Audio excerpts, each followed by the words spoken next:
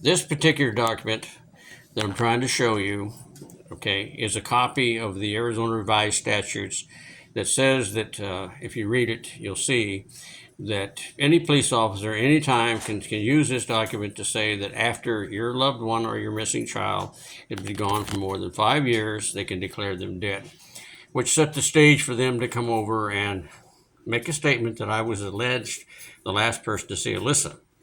Now, my public defenders questioned Anderson on that, and he had to tell the truth because he was under oath in Sam Myers' courtroom, folks.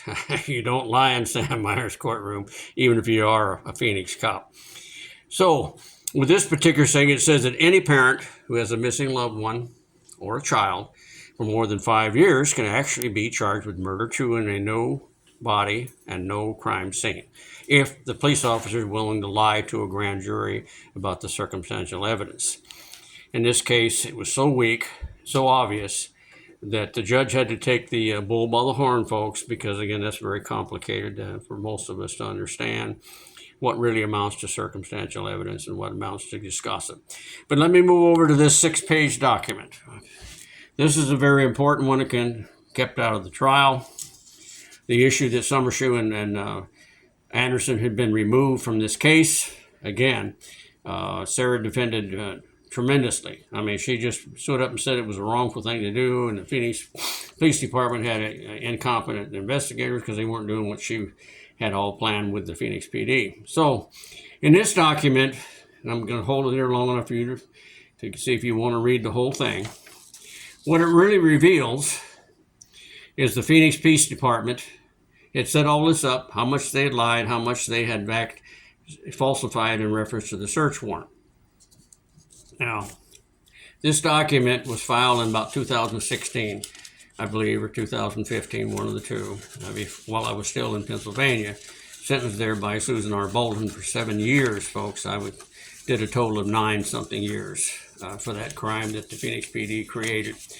So if you read this entire thing, you go through it, it lays out in detail. One of the issues in here also deals with Alyssa's 3rd grade teacher that Sarah keeps bringing up on her podcast.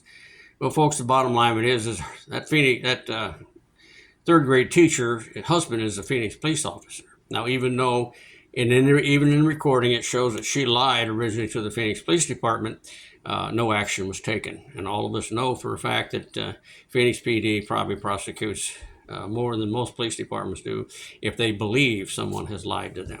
So, as the document goes on and on and on, because I am very verbose, but I had plenty of time to respond to this. Most people wouldn't, and I shouldn't have even talked to them. But I made an offer to them on the final page of a nationally televised show with everybody, Fox News, ABC, the whole 9 yards, the judges, the cops, put everybody under lie boxes by operators from Canada who were not pro-police or blindly pro-police, and have everybody test to see who's lying and who's not. Now, this document led to the chief of police, Yarnell, to in fact remove these guys from this case. You're going to remove the lead detective over a task force of multi-agencies? Whoa. I mean, the report I read, and I can't find it yet, but I will, some of the discoveries sent to us during the trial from M. Bardino had a very lengthy list of government agencies, some of which he didn't even put down the agency by the name of the person, but included the FBI, Eileen Jacobs, included a number of people, the National Center for Missing Children's private investigator that was a retired homicide detective. And in this issue, this particular document becomes significantly important as to why, if these two cops were not lying under oath, why would they remove them from the case? Why would ABC alter their program, folks, which they did after this letter was written and sent to them? Why? Because whenever the Phoenix PD decides that you're in their radar and they're going to get you, and if you get a bad cop, and that's what Anderson and Summershoe. It doesn't mean the whole department is bad, folks, but the Phoenix Keep have an inner police that is frightening. Been involved in a lot of bad stuff in this state. And the point of it is your government just protects them. They have immunities, qualified or otherwise. Most of the states have done that, or the city governments have, because their police departments do get rogue cops. Phoenix protects them. And this is the thing that's the most scary. For those people that were attacked during their protests in 2021, my heart goes out to you, because this is insane. To let a police department attack people who are protesting brutality, using excessive force and brutality, and the Department of Justice just says, well, I guess we're not going to get it. But what I can see on TV, the people who are monitoring this, waiting for a report from the Department of Justice, probably aren't going to get it, folks. That's what happened on the last 5 or 6 or 7 or however many there have been. There have been a lot.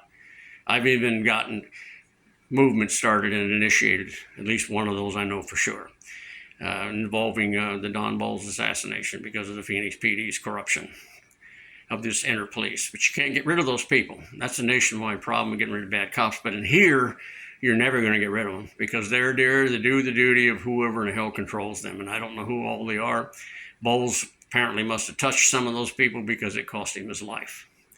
Now, I want to end this, but there are other documents as soon as I can find them, especially the original flyer from the National Center, which on all of Sarah's podcasts and all the other things, all she sees, you see, is the pictures. It does not show that. It doesn't show the original flyer, which clearly I convinced them. It took to 2024 for that race car thing for them to tell those people, whatever it was, the Thunder group that did this thing for our family, that in fact Alyssa was an endangered runaway. But in the beginning, there was none. What is missing, and I tried to show you in the other videos, is all the reports I sent to Sean Felder, those I sent to Bob White, Sergeant Bob White, who was the head of the family unit. All of those have conveniently disappeared, along with all of the medical records for all of my children from the pediatricians at Children's Medical Center. Now, what happened to those?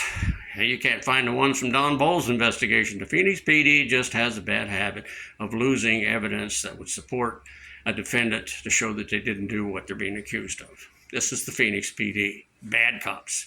Thank you much for your patience. I hope I'm still around to take this on a regular basis, because we've got to stop this government intrusion into the family units, folks. This has got to stop. I mean, we need something more than just we think somebody did something wrong and go in and turn a family, destroy them. I mean, this is wrong. This is America. Our whole family, our whole life was based on a family unit. Now it's being destroyed because police departments think somebody committed a crime. That's insane, folks. It's not America. Thank you.